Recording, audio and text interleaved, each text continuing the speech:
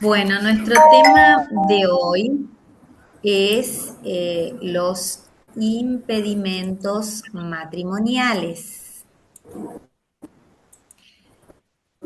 Cuando hablamos de impedimentos matrimoniales, lo que nos va a llevar a pensar siempre es la existencia, entonces, de determinadas prohibiciones establecidas por la ley para celebrar un determinado matrimonio.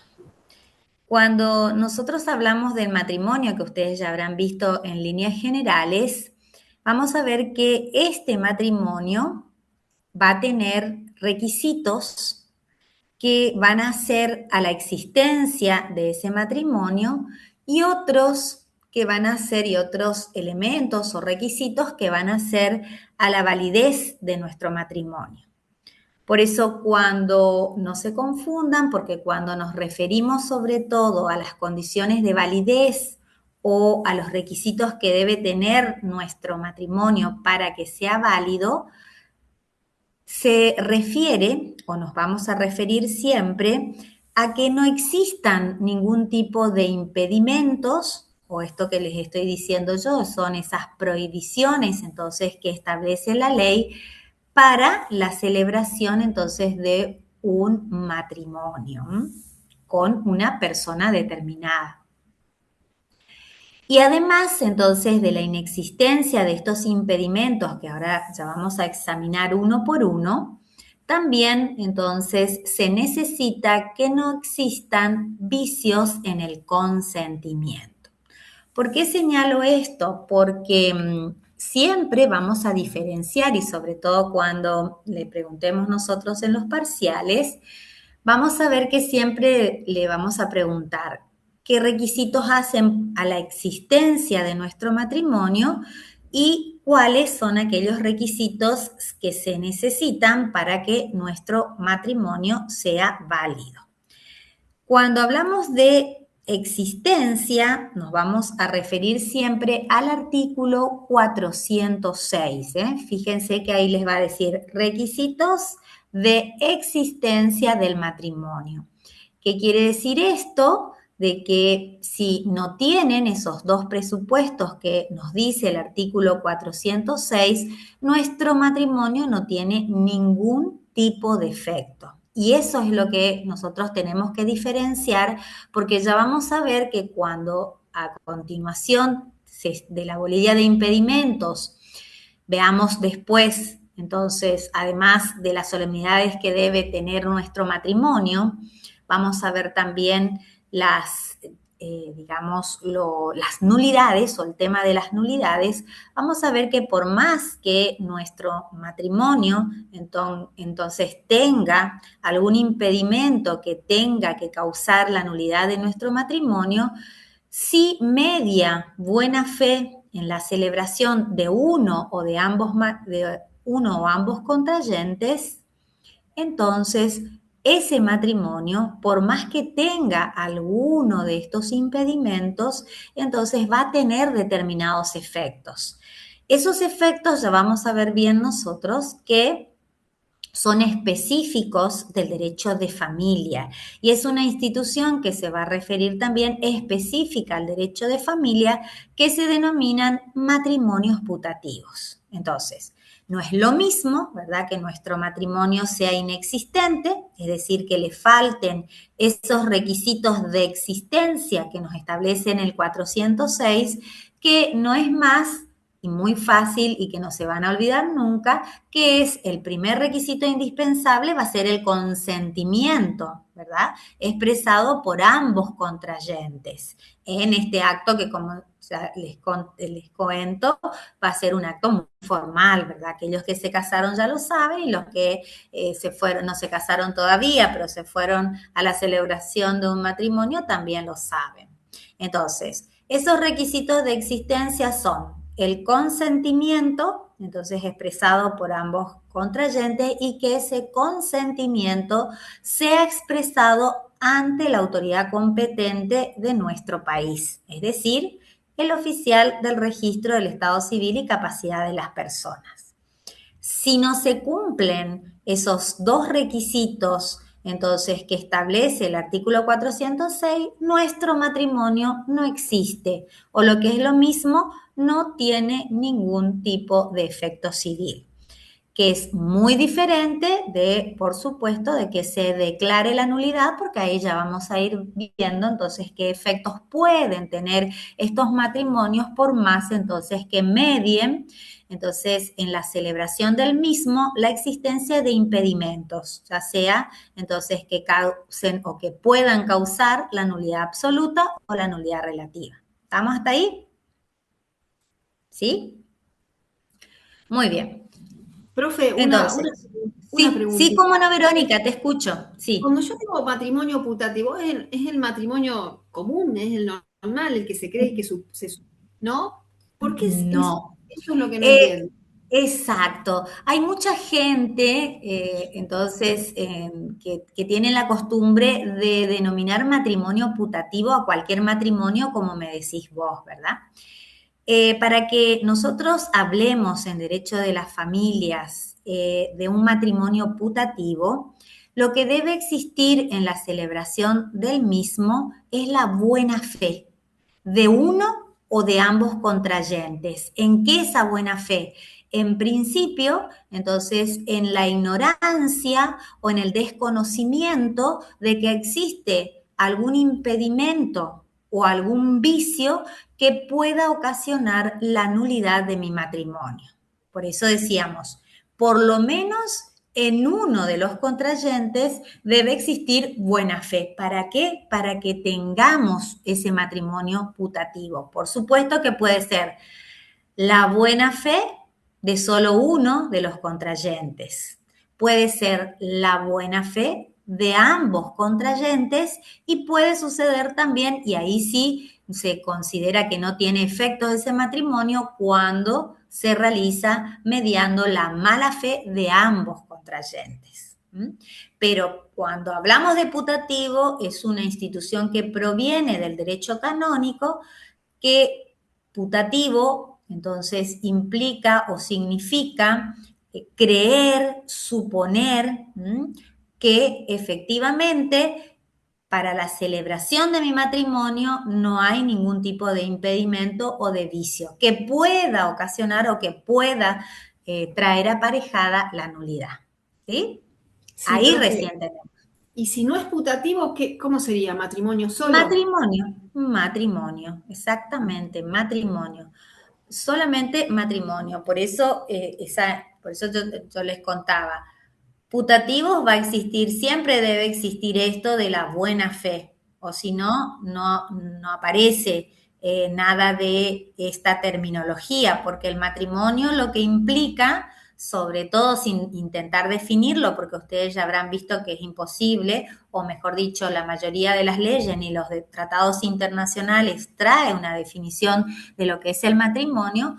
Entonces, lo que sí caracteriza, y acá en la Argentina, nuestro matrimonio, es ese proyecto de vida en común, ¿verdad? Que después vamos a ver, por supuesto, que tienen determinados fines ese matrimonio que implican estos derechos y deberes de los cónyuges que también vamos a estudiar. ¿Sí? Pero siempre, entonces, solo es el acto matrimonial, ya sea o como un acto jurídico o como un acto estado, digamos que es el que crea un estado de familia, pero el putativo recién va a aparecer cuando existe buena fe de por lo menos uno de los contrayentes. ¿Sí, Verónica? Sí, profe. Y Muy esta bien. pregunta que ahí dice el compañero, ¿no? El otro Sí, sería el tipo penal, matrimonio ilegal. claro, perfecto. Ah, no, tenía abierto el otro. Sí, claro, los matrimonios ilegales ya están regulados por el Código Penal. No tienen nada que ver con nosotros, entonces, en el derecho de las familias. Nosotros solamente hablamos, por ejemplo, de leyes específicas que sí pueden entonces ir acompañadas de este tipo de cuestiones penales, como los incumplimientos de los derechos y deberes de asistencia familiar, por ejemplo, pero este tipo de matrimonios ilegales ya entonces es parte del derecho penal, así como me dice Dolores. así es, exactamente. Ya la, digamos, siempre para nosotros también ustedes van a ver esa diferencia en el régimen matrimonial porque toda esta cuestión que ustedes estudiaron en la parte general del tema de la inexistencia y de las nulidades, acá en el derecho matrimonial es muy peculiar, ¿verdad? Es característico, porque por eso mismo les estaba diciendo yo que cuando hablamos de esos matrimonios putativos, sobre todo lo que implica en estos casos es privar de determinados efectos a esa nulidad. Porque si nosotros sabemos que efectivamente solo hay uno de los contrayentes obró de buena fe, lógicamente la conclusión de ese matrimonio va a ser a través de una sentencia de nulidad, ¿verdad? Siempre. Pero lo que implica la existencia de esta institución que proviene del derecho canónico es que la finalidad de la existencia de estos matrimonios putativos es mitigar estos efectos de la nulidad. Por eso nosotros siempre vamos a hablar que en estos casos el matrimonio va a ser válido hasta la sentencia que declare la nulidad. ¿Estamos? Por eso les decía yo, es ustedes que tienen ideas generales sobre la inexistencia y las nulidades, acá para nosotros tiene algunas características específicas. Por ejemplo, que siempre debe tener, para iniciar una acción o una demanda de nulidad, debe entonces hacerse a través de un sujeto legitimado para hacerlo. Y muy, muy, muy excepcionalmente lo podría hacer el Ministerio Público. ¿Sí? Muy bien. Vamos a entrar entonces ahora en estos que también van a ver ustedes que su código les va a decir capítulo 2 y le pone requisitos del matrimonio, porque ahí va a empezar a hablar de todos los impedimentos y luego en el 406 recién va a establecer los requisitos que yo les estoy diciendo que específicamente hacen a la existencia de nuestro matrimonio. Al hablar entonces de estos impedimentos matrimoniales, también nuestro Código Civil y Comercial Unificado, entonces ha establecido que todos estos impedimentos que se encuentran en el artículo 403 y que van desde el inciso A al inciso G, establece que son impedimentos dirimentes para contraer matrimonio. ¿Por qué? Porque cuando hablamos de impedimentos, o sea, las prohibiciones establecidas por la ley para celebrar un determinado matrimonio, generalmente siempre se ha clasificado este tipo de impedimentos en impedimentos dirimentes, como dice el código, e impedimentos impedientes. También vamos a ver que hay otro tipo de clasificaciones o varias clasificaciones de estos tipos de impedimentos como perpetuos o temporales. También vamos a encontrar, por ejemplo, entre los más importantes dispensables o indispensables, es decir, si el juez va a poder a través de la dispensa judicial entonces remover ese obstáculo o no. Pero entonces el que la doctrina siempre ha distinguido es la existencia entonces de estos tipos de impedimentos, los dirimentes y los impedientes. Vamos a ver también que por eso mismo el artículo dice dirimentes, porque solamente vamos a encontrar en un solo caso, que ahora vamos a recordar, y que se encuentra en el artículo 404, solamente y en la actualidad y en nuestro Código Civil y Comercial Unificado, la existencia de un solo impedimento impediente. Todos los otros impedimentos a los que nos referíamos antes del Código del 2015 ya han desaparecido, ¿verdad? ¿Por qué? Porque efectivamente han perdido el fundamento o la razón para seguir subsistiendo.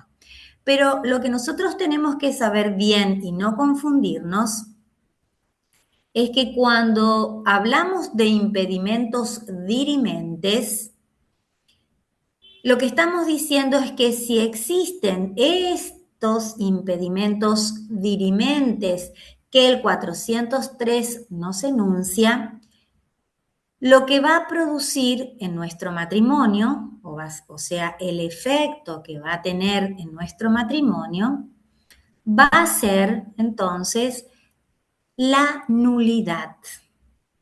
Siempre entonces, cuando en la celebración de nuestro matrimonio aparece algún impedimento dirimente, el efecto sobre nuestro matrimonio es la nulidad.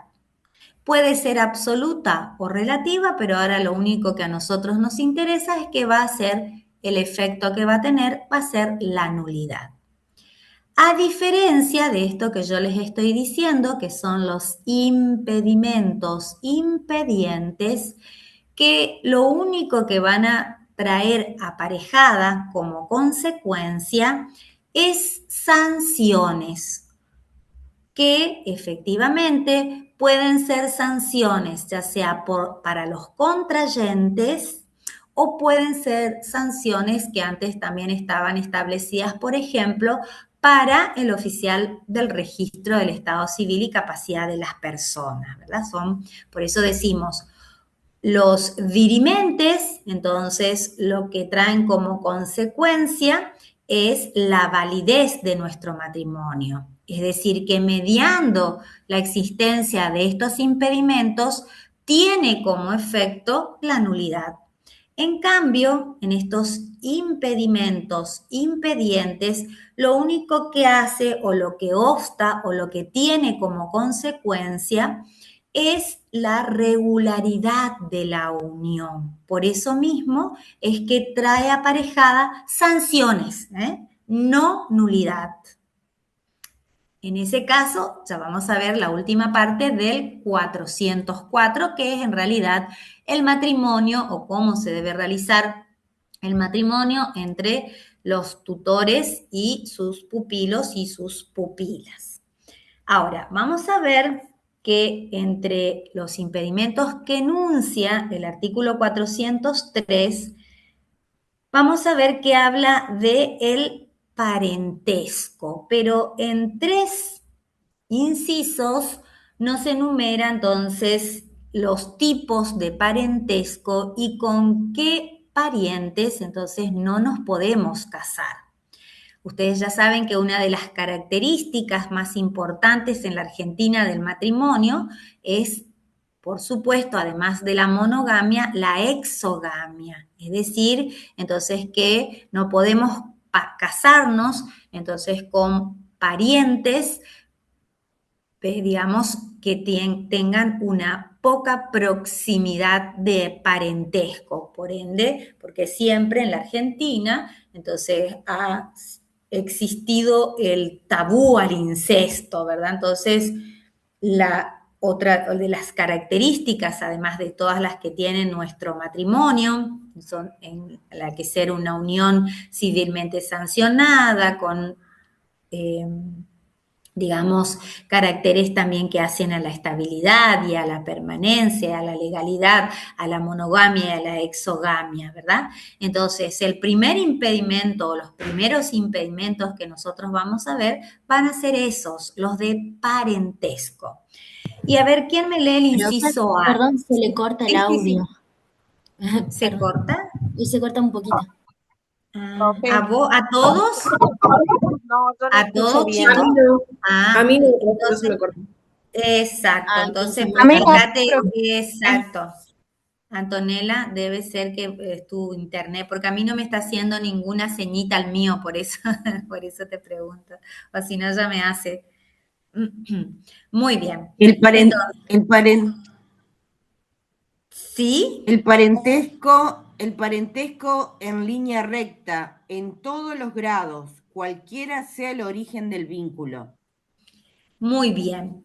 Ustedes ya dieron parentesco, ¿verdad? Sí, ya dieron.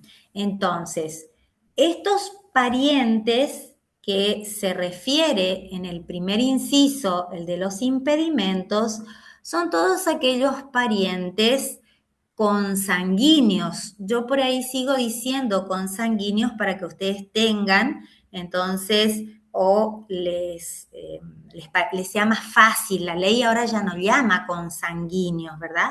Porque ahora efectivamente se refiere al parentesco por naturaleza. Y no solamente el parentesco por naturaleza, perfecto, y para muchas otras cosas, sí, Dolores, no solamente el de naturaleza, sino también entonces el que proviene de las técnicas de reproducción humana asistida y también el que proviene de la adopción, ¿verdad? Entonces, cuando hablamos de consanguinidad, o yo por ahí les digo consanguinidad, no quiere decir que solo entren los parientes, entonces que tengan la misma sangre, ¿verdad? Porque puede ser que efectivamente tengan el mismo grado, pero no tengan o no sean consanguíneos. Pero para que ustedes entiendan mejor, generalmente yo digo consanguíneos para que entonces se den cuenta que son las distintas generaciones o los grados que ya pueden, que mejor dicho, pueden ser entonces sujetos que descienden unos de otros o que tienen un antecesor común, ¿verdad?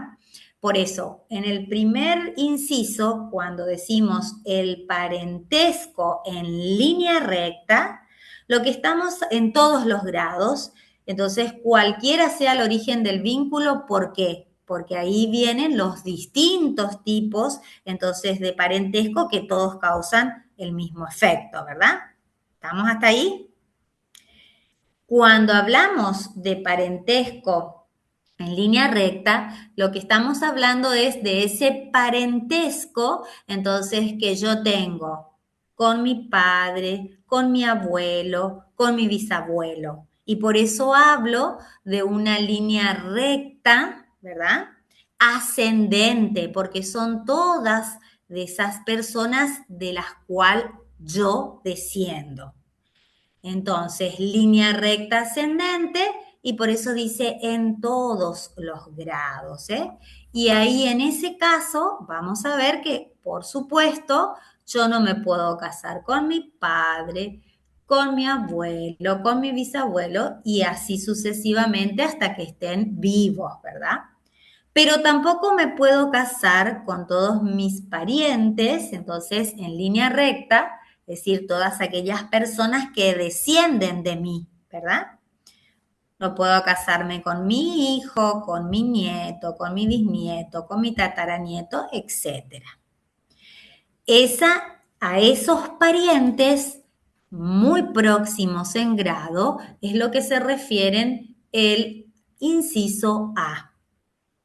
Pero el B nos dice, a ver qué nos dice el B, Verónica. El B dice, el parentesco entre hermanos bilaterales y unilaterales, cualquiera sea el origen del vínculo. Muy bien, a ver, ¿qué tipo de parientes, o mejor dicho, en qué línea se encontrarían estos parientes que me dice acá el inciso B? Estos Dice, serían los parientes colaterales, que suele decirse, los parientes colaterales. muy bien, José, muy bien.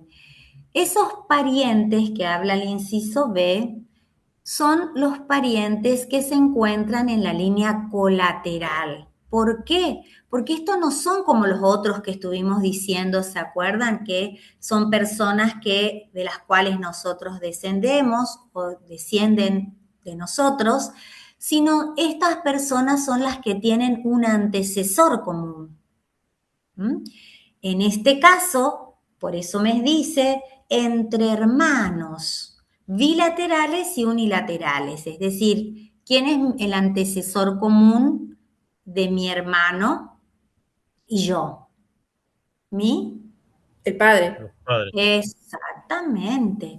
Entonces, ¿qué quiere decir esto? Porque ustedes también ya saben el cómputo, siempre tenemos que ascender, ¿verdad? Hasta el antecesor común y de ahí bajar. Siempre nosotros le vamos a decir que el pariente más próximo en la línea colateral es el hermano, que no está en primer grado, como los que yo dije, mi papá en primer grado, mi abuelo en el segundo, mi bisabuelo en el tercero y así sucesivamente, lo mismo con la línea descendente. Acá siempre el primer grado en la línea colateral va a estar dado por el antecesor común, ¿verdad? Entonces, el pariente más próximo en la línea colateral va a ser mi hermano que se encuentra en el segundo grado de la línea colateral. Entonces, ¿y si fuera adoptado? Igual, exactamente igual, ¿sí? Ahora, muy bien, pero colateral, como me dice Verónica. Ahora, pueden ser hermanos bilaterales, es decir, que tengamos los dos ascendientes comunes, o unilaterales, que solamente tengamos un ascendiente en común. Hasta ahí, ojo, se termina el impedimento en la línea colateral.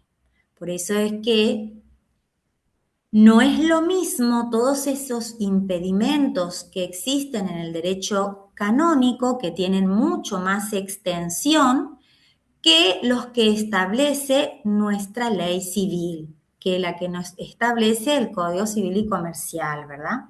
Entonces, yo no me puedo casar con mi hermano o con mi hermana bilateral o unilateral. Pero ¿con quién me podría casar entonces en la línea colateral? Estos otros parientes que están en otros grados más lejanos, ¿eh? Porque acá me dice solamente que yo no me puedo casar con mi hermano bilateral o unilateral. Claro, en estos Primos, casos profe. tendría que ser con los primos, digamos, ¿no? Exactamente, así es. Acá me contestaron todos bien. Me puedo casar con mi primo, me puedo casar con mi sobrino, me puedo casar con mi tío, con mis primos hermanos, exacto, con todos ellos me puedo casar porque el código dice que efectivamente solamente es el pariente más próximo en la línea colateral, que está en el Pero en segundo grado y que es mi hermano. en el derecho canónico creo que en este caso colaterales va hasta el tercer grado, si no me equivoco. Exactamente, se extiende en casi todas las extensiones de este tipo de parentesco que nosotros vamos a ir estudiando. La extensión en el derecho canónico es mucho mayor, digamos. Acá es muy restrictivo, lo que no quiere decir que todas las legislaciones sean parecidas a las nuestras, ¿verdad? Generalmente las legisladoras han establecido que terminaron entonces en los impedimentos, o sea, solamente la proximidad han establecido así, muy restrictivamente, porque generalmente no hubo muchos problemas jurisprudenciales, entonces de otro tipo, de que se tenga que extender, digamos, los impedimentos y que eso configure como una necesidad para resolver una cantidad de cuestiones, ¿verdad? Generalmente no se puede, como es, la extensión es mínima de este grado de parentesco, ¿verdad? Entonces, si no hubo problemas, por ejemplo, de matrimonios entre tíos y sobrinos o de primos y demás, entonces las legisladoras decidieron que quedaran así restrictivamente en la proximidad o la amplitud, como quieran llamar ustedes, de los impedimentos. ¿Sí te escucho, Daniel? Ah, perdón. Te escucho, Daniel, acá está alzando la mano. Hola, buenas tardes, doctora, ¿cómo le va? Hola, ¿cómo sí, estás? no, una postilla. El casamiento entre primos Sí, hermanos está prohibido por el derecho canónico, pero indispensable por el obispo. sí, exactamente. Esa también es la otra diferencia, ¿verdad? ¿Se Que escuchó? yo les voy a hablar ahora dentro de un ratito de algunos impedimentos que son dispensables a través del juez, ¿verdad? Pero por supuesto que en el derecho canónico es diferente y también se pueden, todas las dispensas, como me dice acá Daniel, tienen que ser realizadas ante el Papa, ¿verdad?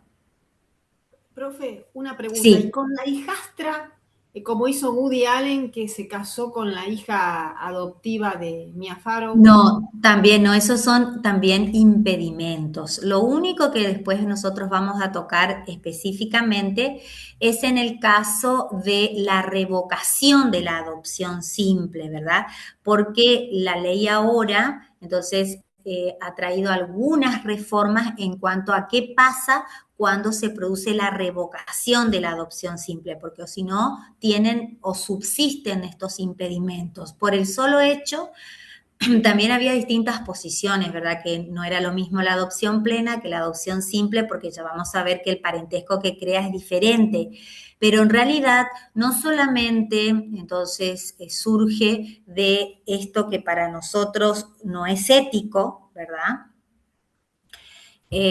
Poder casarnos con estas personas que tenemos un parentesco muy próximo, sino también entonces de que es antimoral y antiético de casarse así, ¿verdad? Con estas personas que efectivamente, si bien podemos decir que no tenemos un vínculo de sangre, que es lo que más entonces nos trae esto de, como yo les contaba, del tabú del incesto, el propio afecto, la propia convivencia, el trato que se dispensó, digamos, entre ellos, es también muy fuerte como para sostener entonces siempre el impedimento en estas cuestiones, ¿verdad? Entonces, por eso fue la discusión de si y a través de la evolución de las distintas leyes, si efectivamente cuando la adopción simple, si se revocaba, subsistían o no los impedimentos, ¿verdad?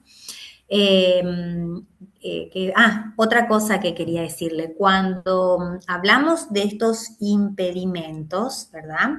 Siempre entonces vamos a referirnos que son impedimentos para la celebración del matrimonio, porque cuando nosotros estudiemos las uniones convivenciales, ahí vamos a ver también cómo entonces para los requisitos y para los efectos que tienen que tener estas uniones convivenciales, también vamos a encontrar que todas estas personas no pueden vivir en uniones convivenciales, ¿verdad? Y además, entonces, por ejemplo, necesitan lo mismo que ahora vamos a decir, la edad de 18 años, o sea, la mayoría de edad, para que pueda esa unión convivencial, además de los otros requisitos, de los 2 años, eso que seguro que ya ustedes lo han escuchado alguna vez, para que efectivamente tenga esta unión convivencial efectos civiles, ¿verdad?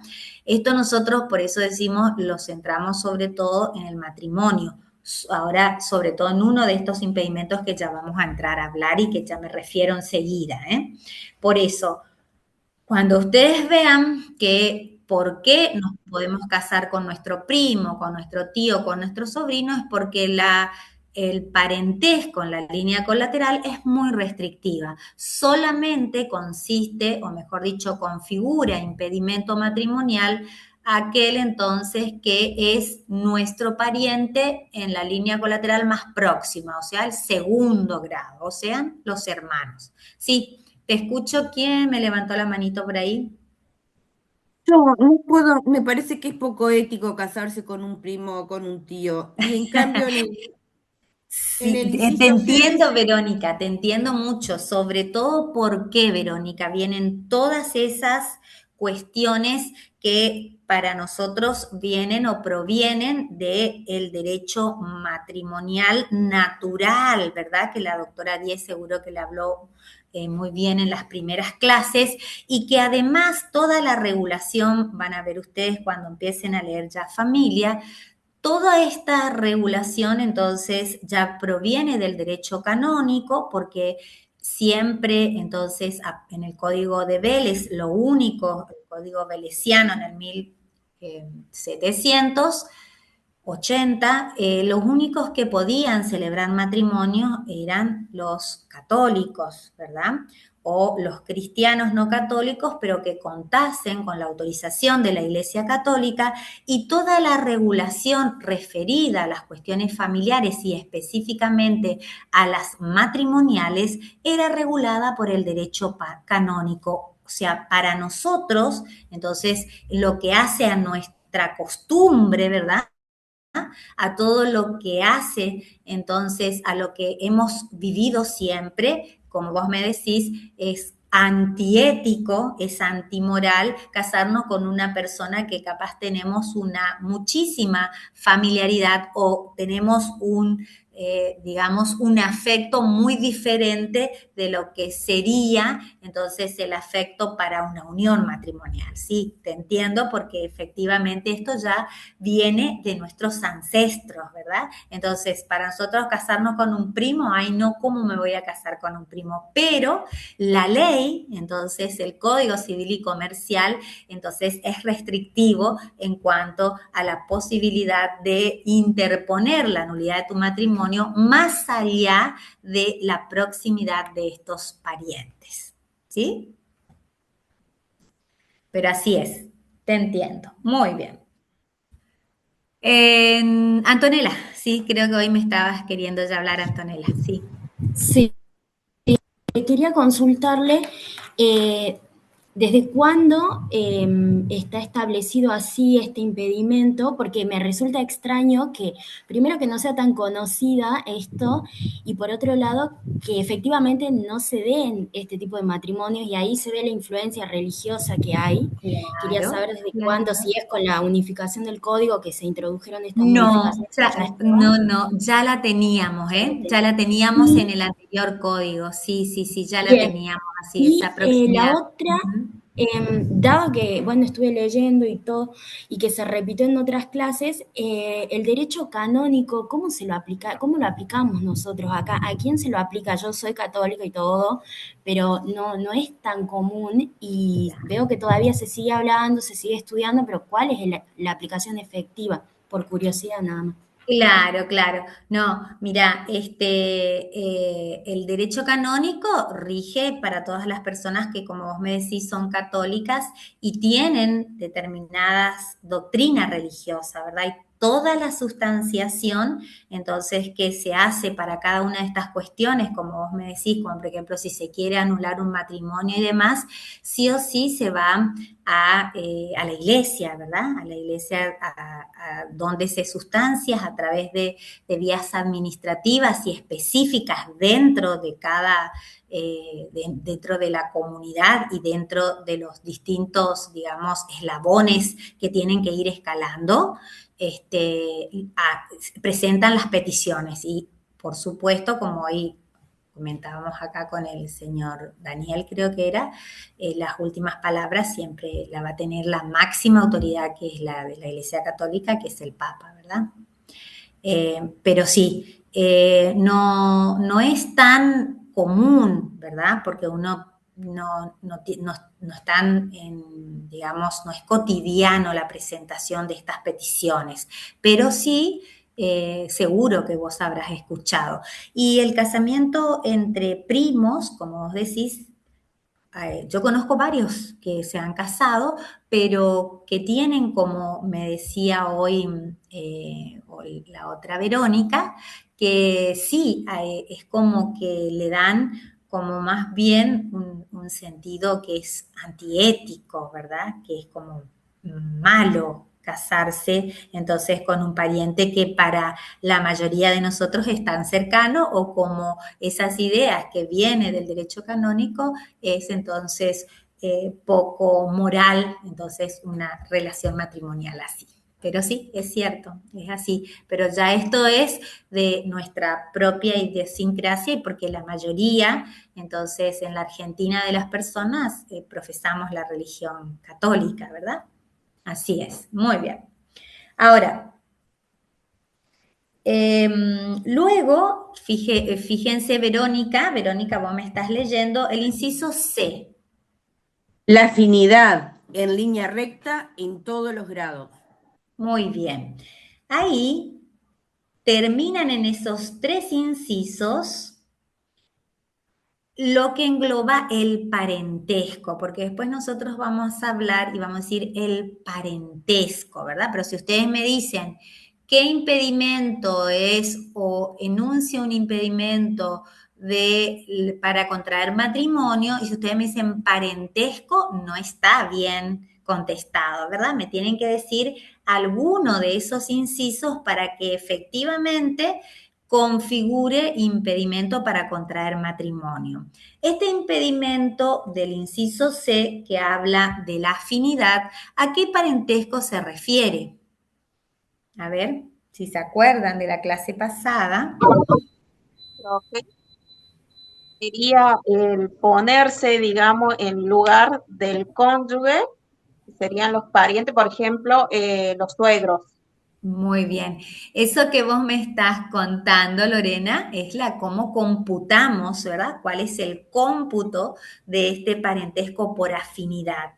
El parentesco por es cierto lo que me están poniendo acá en el chat, que exactamente, así es. Es un parentesco que nace solamente en virtud de la celebración del matrimonio, ¿eh? Ojo, eso es lo que hoy yo les quería decir con las uniones convivenciales. No quiere decir que si ustedes viven una unión convivencial con todos los requisitos que pide la ley, lo inscriben en el registro porque por ahí sí quieren más protección, y que de esa unión convivencial surja este parentesco. Solamente el parentesco por afinidad surge entonces de la unión matrimonial, ¿eh? Eso tengan en cuenta. Y acá va, como me están diciendo, quiénes son estos parientes con los que no me puedo casar. Solamente son los de primer grado, como me dice ahí en línea recta, que es la familia política, pero que son los suegros, la suegra o el yerno y la nuera, ¿verdad? Hasta ahí termina el impedimentos. Entonces, ¿qué quiere decir? ¿Con quién le parece que podemos casarnos si yo digo solo esto? Con el cuñado, por ejemplo. Claro, Muy bien, exactamente. profe, y entonces si estamos en unión convivencial, sí. Solamente si estamos en unión matrimonial, no. Exactamente, así es, Me así puedo es. casar con mi suegro si yo estoy en una situación de hecho con mi compañero. Si sos conviviente, solo si sos conviviente, exacto, porque ahí no se creó el parentesco por afinidad, ¿verdad? Solamente ese parentesco que da lugar al impedimento es aquel entonces que se produce por la celebración del matrimonio. Muy bien, están atendiendo muchísimo todo esto que estamos diciendo. Perfecto, vamos perfectamente. Entonces, hasta el inciso C está todo lo que se refiere a el parentesco y a estos parientes con quienes entonces no nos podemos casar. Por supuesto que si nos casamos, ahora ya vamos a ver, o más luego, porque no quiero confundirles en esta clase, de que nuestro matrimonio va a ser de nulidad, o del efecto que va a tener va a ser la nulidad. Por supuesto que ustedes ya se van a dar cuenta que va a ser de nulidad absoluta, ¿verdad? Porque son los impedimentos más fuertes o los impedimentos más graves, ¿eh? Luego está el inciso D. A ver qué dice el inciso D. El matrimonio anterior mientras subsista. Muy bien. Muy bien. El matrimonio, eso no tiene digamos, mucho secreto, porque sabemos que si no terminamos o no, nuestro matrimonio no se disuelve por alguna de las causas establecidas por el código, que es el divorcio, la ausencia con presunción de fallecimiento o la muerte, entonces no podemos contraer matrimonio con otra persona, porque entonces lo que sucede ahí es que se mantiene el subsistente, el vínculo del ligamen. Es decir, que si nos casamos no habiendo terminado o disuelto nuestro anterior matrimonio, entonces lo que va a suceder es que vamos a ser vígamos y por ende nuestro matrimonio también va a poder ser entonces demandado de nulidad. Acá también hay una cuestión importante, ¿verdad? Porque siempre o la mayoría de la doctrina ha establecido de que no es la subsistencia del vínculo lo que produce el impedimento, ¿verdad? Entonces quiere decir que mi impedimento, entonces para contraer matrimonio, digamos, una vez que para contraer matrimonio, o mejor dicho, para que subsista el impedimento, entonces no significa que mi impedimento termine cuando mi matrimonio se disuelve, ya sea por la muerte o ya sea a través del divorcio. Es decir, va a subsistir este impedimento, estos impedimentos que nosotros estuvimos hablando recién en cuanto al impedimento por afinidad, ¿verdad? Es decir, yo entonces me casé, me divorcié y me quiero casar con mi suegro, ¿va? No voy a poder hacerlo porque el impedimento subsiste aún haya sido disuelto mi matrimonio. Aún haya sido disuelto, como les dije, por las causales de cómo se disuelve el matrimonio o a través entonces de la muerte. Con lo único que va a desaparecer este impedimento derivado de este tipo de parentesco va a ser si se ha dictado una sentencia de nulidad en mi matrimonio. Es decir, si mi matrimonio con esa persona se anuló. En ese caso sí, ya no subsisten los impedimentos o ya no subsiste ese impedimento por afinidad, que es el que surge del matrimonio, como estuvimos diciendo. ¿Estamos? Eso no se olviden, ¿eh? O sea, lo mismo, por más que se haya disuelto el vínculo matrimonial, subsisten este impedimento derivado de la afinidad, salvo en el caso de que se anule mi matrimonio. Muy bien, vamos al otro impedimento, a ver qué dice el otro.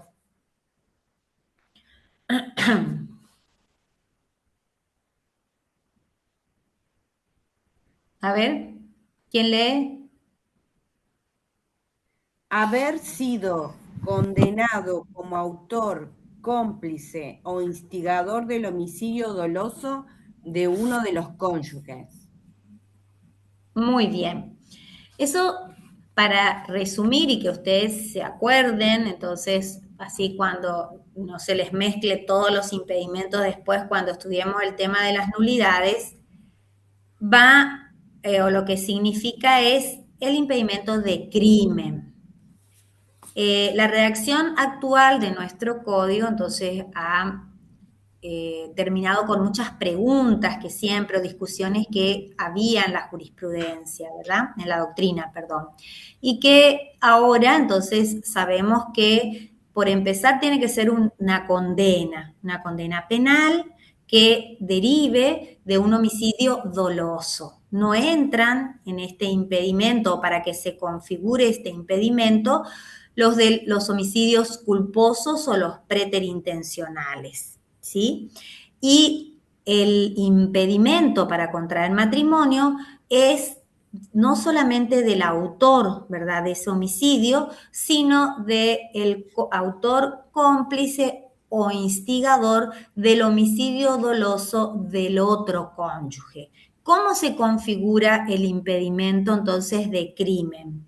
Cuando el que mató a mi cónyuge o como coautor, autor, coautor, cómplice o instigador, quiere casarse conmigo, ¿verdad? Ahí se va a configurar el impedimento. La ley dice que no se puede casar porque fue autor, cómplice o instigador del homicidio doloso de mi cónyuge. Ese es el impedimento, ¿eh? Ahora también se estableció que no es necesario que esa persona con quien yo me estoy por casar haya matado a mi cónyuge o haya sido autor, coautor o cómplice con la finalidad entonces de casarse conmigo, ¿eh? Lo que antes en el derecho antiguo se denominaba el conyugicidio, es decir, mataba a mi cónyuge con la única finalidad de casarse conmigo, ¿eh? Por eso cometía ese homicidio. Ahora no importa entonces cuál ha sido la finalidad de la realización de ese homicidio. Puede ser que nunca haya sabido que esa persona que él mató haya estado conmigo, y lo mismo, una vez que entonces se quiera casar conmigo, va a aparecer este impedimento que la ley denomina como el impedimento de crimen, es decir, ser autor, coautor, cómplice o instigador del homicidio doloso del otro cónyuge. ¿Sí? Pero ¿se me escucha así, profe? Así Sí, no me sí, te saco escucho, la... te escucho. Sí, te escucho. Ahí me surgió la duda cuando aclaro que es solo doloso. Sí. No, claro, no, perdón, Sí, estaba sí. textual. No, está Ujú. textual. Sí, Porque me sorprendió lo del viene en el código, Sí, fíjate, sí, acá sí, lo sí, tengo. del Me homicidio sorprendió doloso. Lo que pasa es que antes no preterintencional. decía Ahí específicamente está. doloso, ni exigía tampoco o no detallaba que existiera una condena penal para que se configure el impedimento, ¿sí? Eso tengan cuidado, sí. En ese Así caso, profe, por ejemplo, cuando no se detallaba, como para entender cómo se litiga, ¿no? Si no se, antes, cuando no se detallaba, la doctrina lo disponía, la doctrina reducía o la jurisprudencia o cómo lo podían Era rebatir. era ambivalente. Decía que efectivamente, por más que no se haya dictado sentencia condenatoria, digamos, se podía en sede civil presentar entonces como un impedimento para que se contraiga matrimonio, ¿verdad? Entonces, cuando siempre unos decían una cosa y los otros entonces apoyaban otra postura, acá todo lo que hizo en realidad el Código Civil y Comercial Unificado es entonces contextualizar y delimitar las distintas, no solo críticas, sino posturas que tenía la doctrina en diversas cuestiones como esta, por ejemplo, ¿sí? Por eso mismo, en este caso también tiene un sentido pedagógico esto de que el parentesco por afinidad pone como en otro inciso. Si todos los incisos de lo que estuvimos hablando podían haber estado englobados también en el primero o en el segundo, pero consideraron que iba a ser más pedagógico y para que efectivamente entonces no se confunda que este parentesco también tenía que, o configura el impedimento, pusieron así, se redactó así, digamos, ¿no? Bien. Y ahora vamos a ir a el inciso F. Y ahí tenemos... Tener menos de 18 años. Ahí estamos. Cuando nosotros decimos tener 18 años, nos estamos refiriendo específicamente a la edad núbil. ¿Qué quiere decir esto? A la edad mínima para contraer matrimonio. No quiere decir, porque ya vamos a ver en el inciso que sigue, en el artículo que sigue, que ustedes saben perfectamente que hay muchas personas que son menores de 18 años que, por supuesto, entonces pueden casarse, ¿sí? ¿Alguien me quiere preguntar algo antes que siga? ¿Eso es solo salvo dispensa judicial? Eso, muy bien, eso estaba por decir, Micaela. Así es. ¿Por qué? Porque como me dice Micaela, hay también entonces una institución típica de nuestro derecho de las familias, que es la dispensa judicial, ¿verdad? Pero primero vamos a hablar nosotros de este impedimento de falta de edad legal. Siempre, entonces, esta edad que en general lo que se pretende o tiene como finalidad es que efectivamente los futuros contrayentes tengan una madurez suficiente para entender la trascendencia del acto que está por realizar, ¿verdad? Entonces, por eso ya desde muchas leyes anteriores, o sea, siendo un poco de historia, la primera ley de matrimonio civil, que fue la primera ley de todas en 1888-89, fíjense, establecía como edad mínima para contraer matrimonio 12 años para la mujer y 14 años para el varón. La 14394, que ya es un poco más nueva, de 1954, sube nuevamente la edad y pone 14 años para la mujer y 16 para el hombre. Luego, la ley 23515, que era la que estaba vigente, digamos, como la reforma de la ley de matrimonio civil dentro del Código Civil anterior, también sube más y pone 16 años como mínimo para la mujer y 18 para el hombre. Pero ¿qué pasó ahora? Primeramente sabemos que nuestro régimen matrimonial, entonces, al reformarse el artículo 172 del anterior Código Civil, es decir, los requisitos que hacen a la existencia ya del matrimonio, se reformó a través de la 26618 de la Ley del Matrimonio Igualitario, ¿verdad? Entonces ya no se podía diferenciar entre la edad que tenía que tener la mujer y la edad que tenía que tener el hombre, ¿verdad? Entonces, a través de la 26449, la ley 26449, se estableció que la edad núbil o la única edad núbil va a ser la de 18 años, entonces, para celebrar las nupcias independientemente del sexo de los contrayentes. Y lo que pasa a su vez es que ahora, como ustedes saben, coincide con la mayoría de edad, ¿verdad? Entonces, por supuesto que toda esta evolución que yo les cuento se dio por la ratificación que la Argentina ha hecho, por ejemplo, de la Convención de Nueva York, donde era obligatorio para los estados el establecimiento de edades mínimas para contraer matrimonio, es decir, lo que se prohibía era el matrimonio entre niños. Y, por supuesto, entonces, cada vez que se reformaba una ley, la mínima, o sea, la edad mínima para contraer matrimonio se iba elevando hasta quedar, como dijimos ahora, a los 18 años y hasta que, lógicamente, coincidió con la mayoría de edad. Ahora, vamos a ver que también ahí en estos artículos se ha producido bastante reforma porque coincidió entonces estas franjas etarias, ¿verdad? Entonces, cuando nosotros veamos dispensa en el artículo 404, ya vamos a ver cómo opera esta autorización o la remoción, digo yo siempre, del obstáculo de ese impedimento para la celebración del matrimonio, depende de qué franja etaria tenga ese menor, ¿verdad? O esa menor.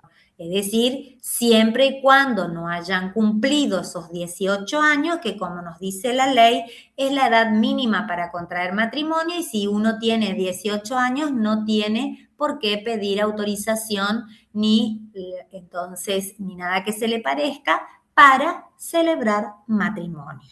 Ojo con esto, ¿eh? Muy bien. Y el último impedimento, a ver cuál es.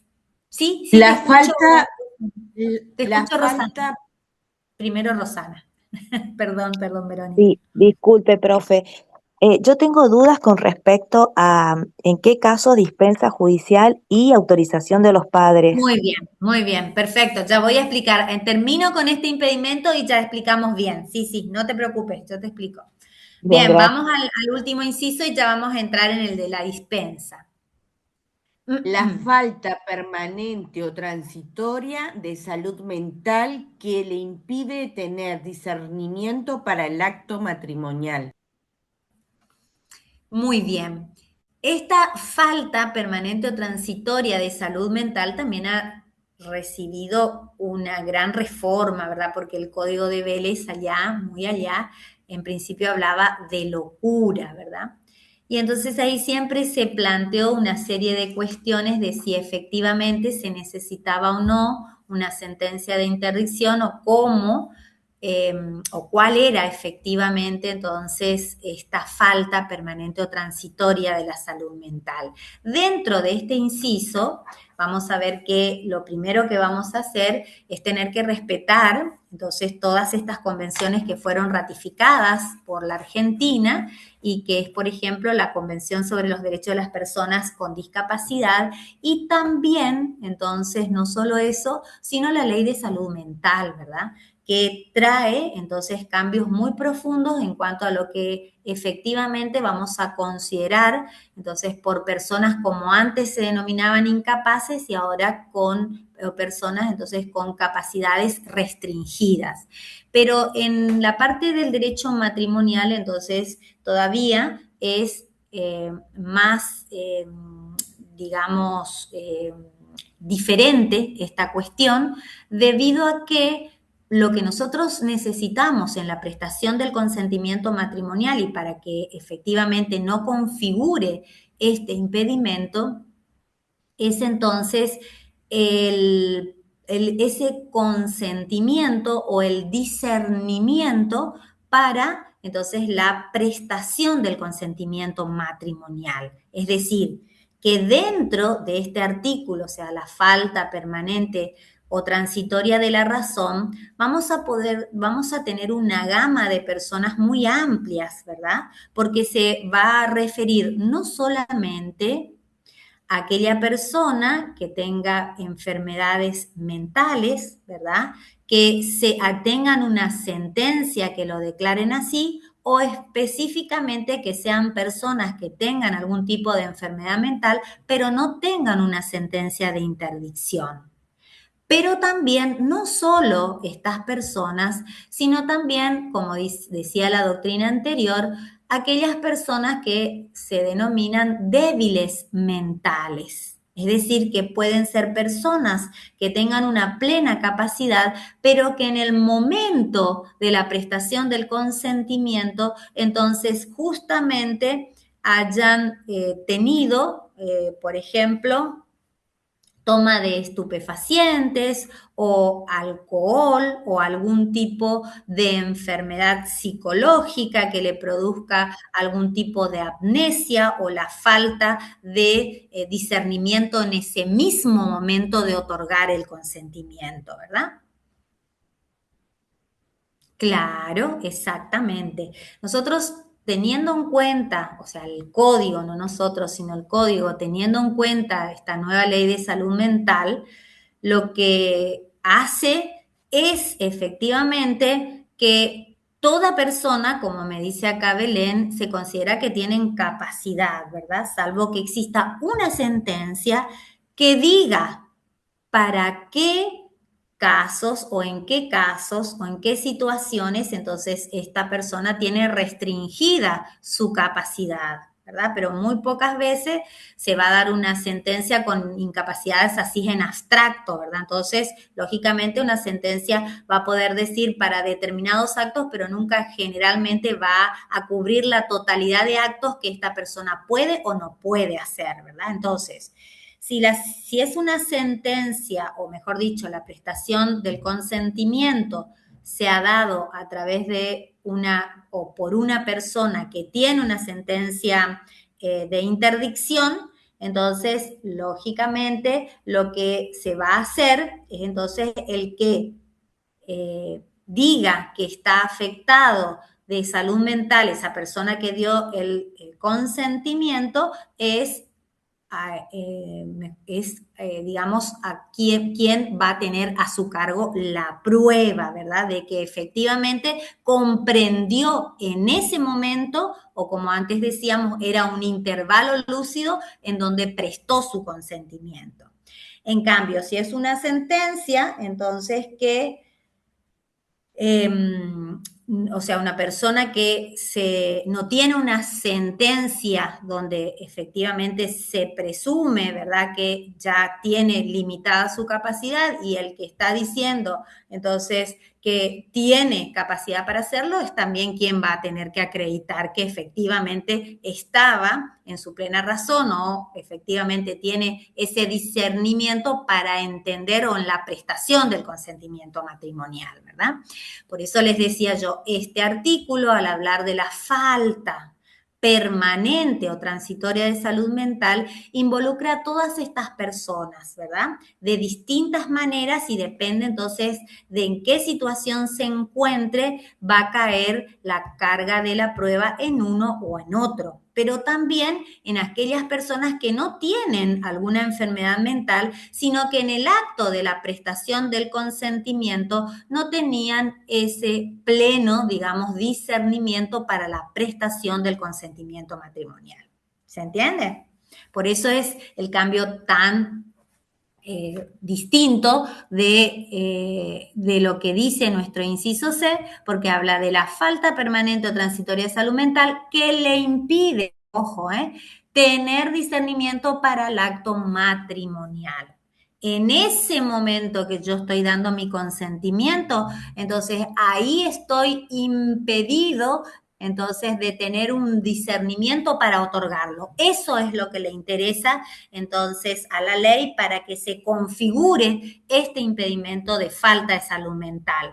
Que haya una sentencia de interdicción, entonces puede muy bien la persona que tiene una sentencia de interdicción, capaz que en esa misma sentencia dice que tiene capacidad para la prestación del consentimiento matrimonial. Pero si no lo dice, puede muy bien entonces en el momento de la prestación del consentimiento aliarse en el pleno uso de sus facultades, porque tiene un intervalo lúcido, porque está siguiendo entonces un tratamiento que lo mantiene así, que efectivamente entonces pueda hacerlo válidamente. ¿Se entiende? ¿Sí? Muy bien. Ahora, por eso digo, no solamente ustedes tienen que englobar este inciso en que sean enfermedades mentales o que exista una interdicción, porque pueden darse muchas situaciones, ¿verdad? O puede ser que una persona justamente choque en el momento de su casamiento, o sea, y venga luego en la celebración y efectivamente no se acuerde ni de quién es él, ni de quién es la novia, ni nada. Entonces, por más capaz que haya sido, entonces en ese momento no tiene discernimiento para la prestación del consentimiento matrimonial. ¿Estamos? Muy bien. Y ahora sí, como estuvimos diciendo recién, en el artículo 404 vamos a entrar en el artículo que es entonces de la otra clasificación de los impedimentos, que es entonces de los dispensables. Todos estos, por supuesto, lo del parentesco y demás, son indispensables, o sea, no se puede remover ese obstáculo, pero sí, entonces, el artículo tanto 404 como 405, que ahí también quiero señalarles esto, que es el de la falta, esta que estamos hablando nosotros de la falta de permanente o transitoria de la salud mental, también a partir de nuestro Código Civil y Comercial Unificado, ha sido entonces puesto como otro supuesto de dispensa judicial, de la posibilidad de dispensa judicial. Pero primero vamos a como nos decía acá Rosana, que vamos a explicar entonces cuál es el impedimento de falta de edad legal. En este caso, nuestro código nos dice que vamos a leer, a ver, léeme Rosana, entonces, el primer párrafo. Entonces, ahí vamos desmenuzando. Dispensa judicial. Doctora, no tengo acá el código. Bueno, no importa. A ver quién te ayuda, Ya leo, profe. Dale, Antonella, dale. En el supuesto del inciso F del artículo 403, el menor de edad que no haya cumplido la edad de 16 años puede contraer matrimonio previa dispensa judicial. El menor que haya cumplido la edad de 16 años puede contraer matrimonio con autorización de sus representantes legales. A falta de esta, puede hacerlo previa dispensa judicial. Muy bien. ¿Qué pasa acá? Nosotros vamos a tener toda una franja etaria. Decimos que a los 18 años, cuando cumplen, las personas ya tienen esa edad mínima para celebrar matrimonio. ¿Sí? 18 años. Pero ¿qué pasa? Puede suceder que estos menores de esa edad deseen casarse. Y acá entra todo este tema que yo les contaba hoy de la ratificación de las convenciones internacionales y también de este gran paradigma dentro de nuestro derecho de las familias, que es la autonomía progresiva. Es decir, nosotros sabemos que la madurez de las personas no coincide siempre con la edad. Y también, sobre todo, no todas las personas tenemos la misma madurez a la misma edad. Ni tampoco podemos decir, por supuesto, que si uno tiene 18 años ya es plenamente maduro para comprender entonces lo trascendente que es este acto matrimonial que nosotros estamos hablando, ¿verdad? Pero teniendo en cuenta todas estas cuestiones y específicamente esta autonomía progresiva, es que la ley, ya desde hace bastante tiempo, pero con otras características, ha establecido esta dispensa, como decíamos recién, judicial.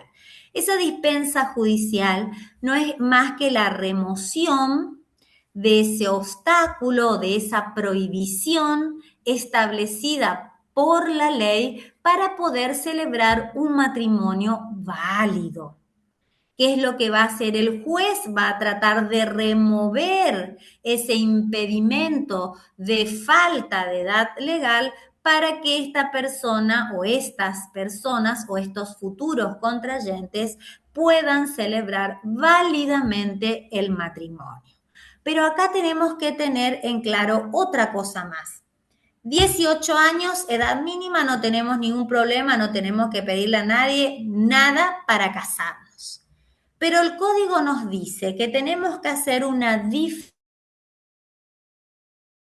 diferencia entre aquellos menores de 16 años y aquellos que tienen o ya han cumplido los 16 años. Aquellos menores, ¿qué quiere decir menores? No cumplieron 16, tienen 15, tienen 14, tienen 13, porque hasta ahí solamente vamos a la edad, entonces para que pueda dispensarse la celebración del matrimonio. Entonces, estos menores que no han cumplido 16 años, es decir, tienen menos de 16 años, dice el código, sí o sí necesitan la dispensa judicial. A través, por supuesto, de un proceso judicial, que ya vamos a ver cómo es ahora, en donde el juez establezca, o mejor dicho, dicte la dispensa para la celebración del matrimonio de ese o de ambos contrayentes. ¿Por qué? Porque considera entonces de que tienen un grado de madurez suficiente, solo por eso, tienen un grado de madurez suficiente para entonces celebrar el matrimonio. Pero ahí está lo que me pregunta profe, también. Profe, perdón, a partir de los 13, a partir de los 13, cumplido. Sí. Antes no, porque si no ya sería mucho, ¿verdad? Sí, en principio la mayoría de la doctrina considera que la franja etaria de la adolescencia, digamos, sería 13, ¿verdad? Todos los menos, sí, porque si no el juez, porque estamos diciendo que todas estas convenciones lo que intentan es el que no se produzcan matrimonios entre niños, ¿verdad? Y va en contra de muchos otros tratados de derechos humanos que también para nosotros tienen jerarquía constitucional.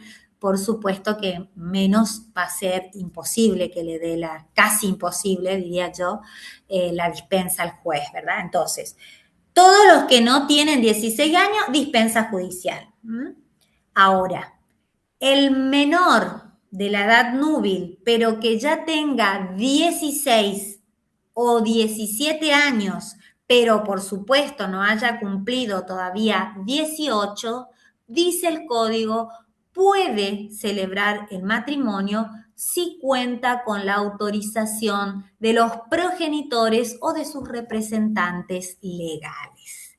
Esa es la gran diferencia. No es lo mismo entonces que se pretenda casar un menor de 16 que la celebración del matrimonio se lleve a cabo con uno de 16 y 17 o que todavía no haya cumplido 18. Pero acá también hay otra cuestión. Decimos que si tiene 16 y 17 años y todavía no cumple 18,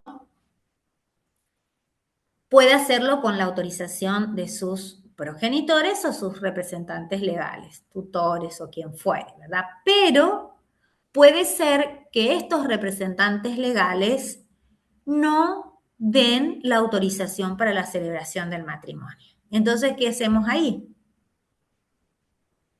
Muy bien. Y ahí vamos a la dispensa judicial. Exactamente. Solicitamos ineludiblemente la dispensa judicial, porque puede ser que se opongan, entonces por causas muy justificadas a la celebración de ese matrimonio, pero que efectivamente el que tenga que dilucidar esa cuestión va a ser siempre el juez competente, o sea, el juez de familia, ¿verdad? Y eso decíamos hoy, ¿cómo va a ser? Por eso lo primero que nos dice, o mejor dicho, después del segundo párrafo que leímos, dice que el juez, entonces, ¿qué va a hacer? Va a llamar a una audiencia, ¿verdad? Para escucharlo a estos jóvenes que quieren contraer matrimonio y también, por supuesto, si él considera conveniente, el juez también va a llamar a audiencia a los representantes legales. La mayoría de los códigos de procedimiento de las provincias que también ustedes en donde se encuentren, el proceso que van a prever es un proceso más breve o el proceso más breve que prevea la ley local. Generalmente un sumario, un sumarísimo para que esto se lleve a cabo entonces en poco tiempo. Profe, sí. Yo tengo una pregunta. ¿En realidad la pareja tiene que ser conformada por jóvenes o puede ser una chica, por ejemplo, de 13 con un hombre de 50? Sí, en realidad puede ser, pero ahí va a escuchar exactamente, entonces, ¿qué va a pasar? Si bueno, la dispensa sí, ahí va a ser más fácil porque la autorización va a estar a cargo del juez y depende de todas las pruebas que recaude y cuál es, entonces, efectivamente, lo que se necesita para darle o no la dispensa, la va a decir el juez. El drama acá es que, efectivamente, va a quedar a criterio de juez que lo que va a estar analizando en el pedido de dispensa, y por eso yo les decía en esa audiencia, es ver, ya sea que si esa menor se casa con un mayor o ambos son menores, tienen, entonces, si bien no tienen la edad, digamos, de núbil, o sea, la edad mínima para casarse, tienen un grado de madurez suficiente, entonces, para entender el acto que está realizando, porque por eso yo les contaba que esta es entonces un principio que nosotros tenemos dentro de nuestras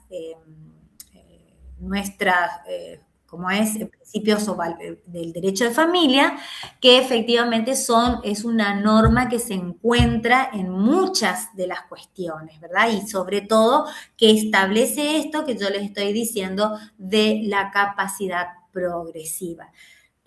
No, eso no hay. Si la niña de 13 años se niega, no, nunca va a poder casarse, porque yo le estoy diciendo que lo que se necesita para la El celebración en consentimiento, nuestro claro. país es el consentimiento.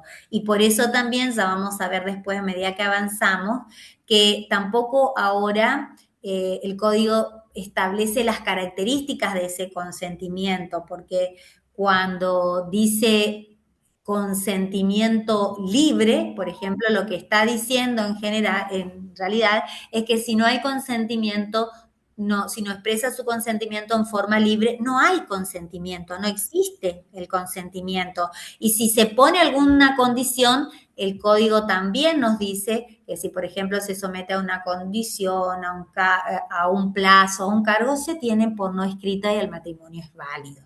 Pero en este caso no hay problema exactamente, no puede estar forzado o amenazado. No, en esos casos Vicios, claro, empiezan a operar los vicios del claro, consentimiento, vicios. Flores, Ujú. exacto. Y cuando hay vicios del consentimiento, también ya vamos a ver en las próximas clases que lo que trae aparejada es la nulidad relativa del matrimonio, ¿verdad? Y ahí tenemos quienes van a pedir y demás, pero son los mismos vicios que ustedes ya estudiaron, el error, el dolo y la violencia, ¿sí? Muy bien, Profe, ahora, lo que pregunta ahí Nadia Antonella, ¿no? Si tiene 16 años y se quiere casar con uno de 45 y los progenitores aceptan, puede ser. por supuesto, Y puede si no ser. aceptan, tiene que ir a una dispensa judicial. Exactamente. Si la chica tiene 16, acuérdense, acá siempre necesitamos la autorización de los progenitores, ¿verdad? Si los progenitores la aceptan, es decir, cuentan con ese consentimiento, se realiza el matrimonio, pero puede ser que ellos digan no, entonces ahí sí o sí tramitamos la dispensa. ¿Eh? En ese caso específico, entonces siempre lo que va a tener que evaluar el juez, en el caso, como yo les decía, por ejemplo, si le llaman a una audiencia porque los progenitores no están de acuerdo en ese matrimonio, va a tener que escucharlos a todos, ¿verdad? Va a tener que, cada uno va a tener que presentar, digamos, las pruebas por qué niegan esa autorización para que efectivamente entonces el juez pueda evaluar digamos, la negativa de esos representantes legales y si efectivamente entonces sería conveniente que se le otorgue o no la dispensa judicial, ¿verdad? Entonces, por eso les decía yo, el juez va a poder pedir no solamente escucharle a los menores, a los progenitores y demás, sino va a poder pedir muchas otras cuestiones, entonces o sea, pruebas de informe, pruebas, por ejemplo, de la buena conducta, en este caso del señor, por ejemplo, de 45, de que trabaja, de que vive, una cuestión, todo tipo de cuestión, como para saber, por ejemplo, que no es un corruptor de menores o ese tipo de cuestiones, ¿verdad? O sea, todo un estudio de lo que el juez considere conveniente, entonces que se tenga que sustanciar en ese proceso para saber efectivamente si también ese consentimiento matrimonial que quiere darse, entonces está tomado con la mejor madurez posible, o sea, que entiende lo que está por hacer. Eso es lo que tiene que establecer el juez, porque el juez no es nadie tampoco como para prohibirle a nadie que haga determinadas cosas o que no haga determinadas cosas, ¿verdad? Si bien nosotros sabemos que tenemos normas que son muy peculiares en el derecho de familia y que uno de los caracteres de nuestras normas es obviamente el control del Estado, entonces para determinadas cuestiones que atañen sobre todo a la índole privada. Muy bien. Sí, te escucho, Agostina. Ah, bueno. ¿Esto se aplican de oficio? O sea, ¿el registro civil controla eso o solamente los interesados legitimados? Tienen que, para solicitar la dispensa, ¿me decís? No, para el Sí o control, sí. por ejemplo, sí Sí, o sí. tienen que controlar, sí, sí, sí, exactamente. Tienen que controlar el registro civil. Que lo que pasa es que van a ver ustedes en el código que nosotros en la Argentina tenemos una serie de diligencias preliminares. Para, si vos no te casaste todavía, no tenés por qué saberlo, pero te hacen llenar entonces un papel donde ahí te piden todos los datos de los que se van a casar, de los progenitores y demás, y obviamente si cuentan con la edad mínima, el formulario sí, en el registro civil, ahí en la edad mínima, si no cuentan con la edad mínima, entonces te va a solicitar esta dispensa judicial que la presentes en el mismo papeleo, en el mismo formulario que lo haga constar, o la autorización entonces de los progenitores que la pueden dar ya en ese mismo momento o en el momento de la solemnidad del acto matrimonial, o sea, cuando se produce la prestación del consentimiento y la firma del acta donde va a constar, por supuesto, la autorización de sus representantes legales. ¿Sí, Agostina? Pero siempre eso Profe, tiene que estar controlado, sí o sí. Así es, sí, profe. porque si no, porque acuérdense ustedes que si esto no se hace y no se tiene la edad núbil, y no si es menos de 16 años y no tiene entonces la dispensa judicial, su matrimonio entonces puede ser anulado, puede demandarse la nulidad de ese matrimonio, ¿sí? Es todos Sí, los efectos profe, que va a producir, sí. y en Sí, el te escucho. caso, bueno, en el caso de la autorización de los progenitores, ¿ahí tiene que ser conjunta o la puede dar solamente uno de ellos y es válida? En No, ese no, caso, ¿cómo siempre. opera? No, siempre. Entonces, depende también ustedes saben que puede ser que no esté reconocido por ambos progenitores. En el caso de que tenga un reconocimiento, o mejor dicho, un emplazamiento de ambos, sí, va a tener que ser de ambos progenitores, ¿eh? Sí o sí. ¿Estamos? Profe, en caso que uno de los padres no quiera firmar, ¿lo puede suplir el juez a esa parte del padre? Claro, porque en ese caso, entonces que, por ejemplo, se oponga uno solo de ellos, ahí sí también va a tener que tramitar entonces la dispensa, ¿verdad? Porque necesitamos la autorización de los representantes y si hay casos que vamos a estudiar nosotros cuando demos la responsabilidad parental, una de los actos en donde se solicita el consentimiento de ambos, entonces progenitores, es para casarse, ¿sí? Eso lo vamos a ver, porque ahí generalmente nosotros le vamos a enseñar que hay muchos actos que se considera que se cuentan o se presumen con el consentimiento del otro, ¿verdad? Pero hay determinados actos que el Código Civil y Comercial Unificado y también los anteriores traen como condición de que sea el consentimiento entonces de ambos, como por ejemplo para casarse y también, por ejemplo, para la República o fijar un domicilio fuera de la República. Sí, Alejandra, te escucho. Una consulta. En el caso de la autorización por parte de los representantes, o sea, por los padres, ¿se la puede hacer por escritura pública o, digamos, cuál es el acto por medio del cual se da esa autorización? Sí, por muchos medios puedes hacerlo. Una es, y generalmente la que ustedes seguro que escucharon, es la que hacen por escribano público, pero también lo pueden hacer en el juzgado, ¿verdad? Que van y solicitan, entonces, a través del juez de familia, que le otorgue, por supuesto, la autorización. Así es. Bien, me falta un poquitito y no quiero dejar sin terminar. Yo les había dicho que en el 404, el único impedimento impediente era este. A ver quién lee el último párrafo del 404, donde dice la dispensa para el matrimonio. Entre el autor o sus ¿Y eso? descendientes con la persona bajo su tutela solo puede ser otorgada si, además de los recaudos previstos en el párrafo anterior, se han aprobado las cuentas de la administración. Si de igual modo se celebra el matrimonio, el tutor pierde la asignación que le corresponde sobre las rentas del pupilo de conformidad con lo dispuesto en el artículo 129, inciso D. Muy bien.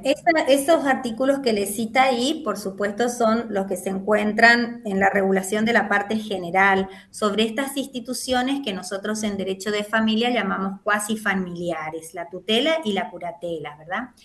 Este impedimento, entonces, que la doctrina considera que es el impedimento impediente, se va a dar, entonces, cuando el tutor o los descendientes del tutor, una vez que obtienen la dispensa para celebrar el matrimonio, no han contado, entonces, con la aprobación de las cuentas de la administración de la tutela. Dentro, ustedes que estudiaron tutela van a saber que una de las principales obligaciones que tienen los tutores es la rendición de cuentas, cuando diga el juez, y la rendición final.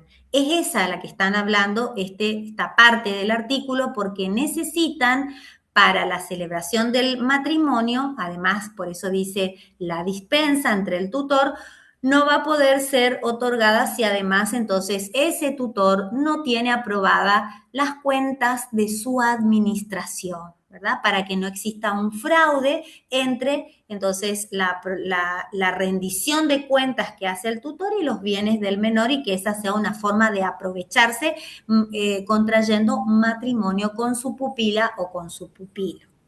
Profe, ¿por qué decir? Sí, perdón, sí. una preguntita, porque me fui al 129D que dice cese del derecho a la retribución. Y el D dice, si se contrae matrimonio con el tutelado sin la debida dispensa judicial. ¿De qué retribución está hablando, profe? Muy bien, a eso iba. Nosotros habíamos dicho, ¿se acuerdan? Que cuando hablamos de los impedimentos impedientes, lo que queremos decir es que si se casan mediando ese tipo de impedimentos, la consecuencia es sanciones, ¿verdad? Que van a producir ya sea contra los contrayentes o contra otra persona o otras personas. En este caso, se da que lo que va a suceder acá es que si el tutor se casa con su pupilo o su pupila sin haberse aprobado las cuentas de su administración en la justicia, ¿qué va a hacer? Va a perder, como vos me decís ahí, la retribución que le corresponde por el ejercicio de la tutela. Es decir, el porcentaje, o como para hablar más claro, los honorarios o lo que le deben pagar al tutor en ejercicio del cargo de tutor. Antes decíamos la décima, porque se establecía un 10% de los frutos líquidos de los bienes del menor. Por supuesto que ustedes cuando lean este artículo en algún manual van a ver que hay algunas cosas que los autores critican, ¿verdad? Porque generalmente también este impedimento no se daría mucho porque los tutores por ahí no tienen un pupilo que efectivamente tenga muchos bienes o muchos dineros en los cuales efectivamente se tenga que aprobar esas cuentas de administración, y como que es el representante, bueno, puede darse otro tipo de situaciones. Pero este impedimento, entonces, que es si el tutor no cumple con estos requisitos que dice la ley, opera como una sanción para el tutor. Es decir, se casa sin que el juez o el juzgado le apruebe las cuentas de la administración, entonces ahí lo que va a suceder es que pierde su retribución o la retribución que iba a obtener en el ejercicio del cargo de tutor, porque el cargo de tutor siempre es pagado, ojo, siempre y cuando el menor tenga bienes como para pagarle, ¿no? Porque si no, no le paga a nadie, menos le va a pagar el Estado si el menor es indigente, ¿verdad? Pero eso es lo que es o subsiste en este caso como impedimento impediente. Muy bien, y por último, en el artículo 405, como yo les contaba, también la falta de salud mental es lo que trae aparejada, entonces, la posibilidad de solicitar también la remoción de este impedimento para de esa manera, entonces, poder contraer matrimonio. Esta dispensa judicial a través de este impedimento, van a ver ustedes que el procedimiento de dispensa va a ser mucho más complejo, ¿verdad? Porque en este caso el juez lo que va a tener que tener en cuenta es entonces todos los exámenes, las historias clínicas, los exámenes médicos que tenga esa persona o ambas que quieran contraer matrimonio para que pueda de esa manera tratar entonces de entender, o mejor dicho, de dilucidar o de evaluar de si esta persona que tiene esta falta permanente o transitoria de salud mental, que en realidad generalmente sería permanente, pues la transitoria sería mucho más factible de que se termine esa transitoriedad y pueda casarse, ¿verdad? Pueda contraer matrimonio, ¿sí? No solamente, entonces, en esa petición de dispensa le van a acercar todos los estudios médicos que tiene esa persona, ¿verdad? Que tiene esa discapacidad, o mejor dicho, esa falta permanente o transitoria de razón, sino también, entonces, van el cuerpo interdisciplinario que trabaja en los juzgados de familias. Entonces van a ser, si el juez lo considera conveniente o si no está, entonces conforme con todos los, digamos, exámenes médicos que le acerque esa persona, puede hacerlo hacer ante el equipo interdisciplinario. También va a llamar a audiencia, por supuesto, a estos futuros contrayentes en estas condiciones. También va a escuchar sobre todo, acuérdense, a estas personas que dijimos recién que están dentro de la ley de salud mental, que son los apoyos o los cuidadores de estas personas, porque efectivamente son ellos los que más conocen y los que más pueden llegar a incidir, digamos, en el criterio judicial para ver si estas personas en el estado en que se encuentran conocen, o mejor dicho, tienen una idea por lo menos rudimentaria de lo que es el matrimonio, ¿verdad? Y entienden el acto que va a realizar, porque esto tiene que estar todo acorde con esta ley de salud mental y, como yo les decía, con las personas, la Convención sobre los Derechos de las Personas con Discapacidad, porque todas las personas en la Argentina, nosotros sabemos que son sujetos de derecho, ¿verdad? Y que todas tienen un valor y una dignidad igual que los demás. Y entonces, por eso mismo, se considera que también tienen dignidad de riesgo, es decir, poder realizar cosas, entonces, como cualquier otra persona y también el derecho de equivocarse, ¿verdad? Entonces, ahí aparece, puesto que en muchos tribunales en la República Argentina ya se estaban solicitando esta dispensa por esta cuestión de falta permanente o transitoria de la razón, entonces el Código decidió, en virtud entonces de las jurisprudencias reinantes en esa época, incluirlas también como un impedimento dispensable. Y por eso lo que yo les estoy diciendo dice todo en el artículo, entonces, que sigue, o sea, en el 405. Por eso les digo yo, va a ser un proceso de la sustanciación de la dispensa mucho más complejo, ¿verdad? Porque ahí sí tiene que tener para la evaluación, entonces, de otorgar o no la dispensa, a mano todos los estudios médicos, ¿verdad? Ya sea que traiga, entonces, esa persona que está solicitando la dispensa o que el juez, entonces, le pide que se realice. ¿Estamos? Pero esta sí es nuevita de nuestro artículo, perdón, es nuevita de nuestro Código Civil y Comercial.